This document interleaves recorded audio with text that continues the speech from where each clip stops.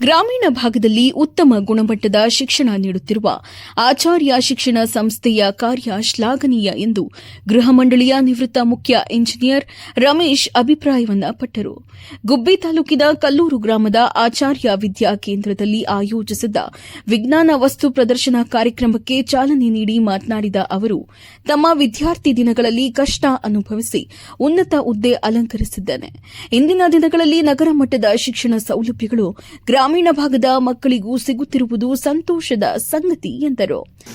ಎರಡಿದೆ, ಅನ್ನದಾನ ಮತ್ತು ವಿದ್ಯಾದಾನ. ಈ ಅನ್ನದಾನವೂ ಒಂದು ದಾನವೇ. ಎರಡನೇದು ವಿದ್ಯಾದಾನ ಬಹಳ ಶ್ರೇಷ್ಠ.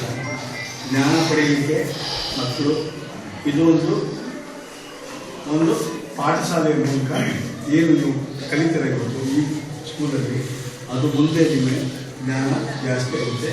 ಅದರಿಂದ ನಿಮ್ಮ ಭವಿಷ್ಯ ಚೆನ್ನಾಗಿ ಓದಬೇಕು. ಮಕ್ಕಳು ಈ ಒಂದು ಅವಕಾಶ ಏನು ಮಾಡಿಕೊಡೋದು, ಇಲ್ಲೆಲ್ಲ ಟೀಚರ್ಸು ಇವರೆಲ್ಲ ಹೆಂಗೆ ಮಾಡ್ತಾ ಇದ್ದಾರೆ, ನೀವು ಚೆನ್ನಾಗಿ ಓದಿ ನಿಮ್ಮ ಭವಿಷ್ಯನ ಚೆನ್ನಾಗಿ ಮುಂದೆ.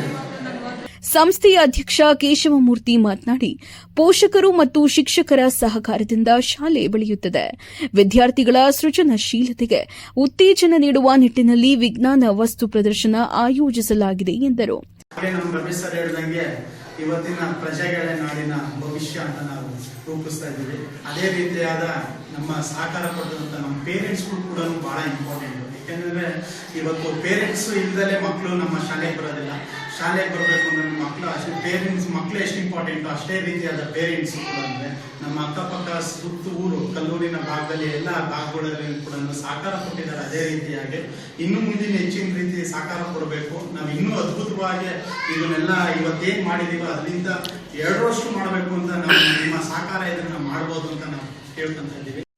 ಕಾರ್ಯಕ್ರಮದಲ್ಲಿ ಶಾಲೆಯ ಕಾರ್ಯದರ್ಶಿ ಪದ್ಮಾವತಿ ಸುರೇಶ್, ಮುಖ್ಯ ಶಿಕ್ಷಕಿ ಉಷಾ, ಸಿಬ್ಬಂದಿಗಳಾದ ಹನುಮಂತಪ್ಪ ಹಾಗೂ ಶಿಕ್ಷಕರು, ಪೋಷಕರು ಹಾಜರಿದ್ದರು.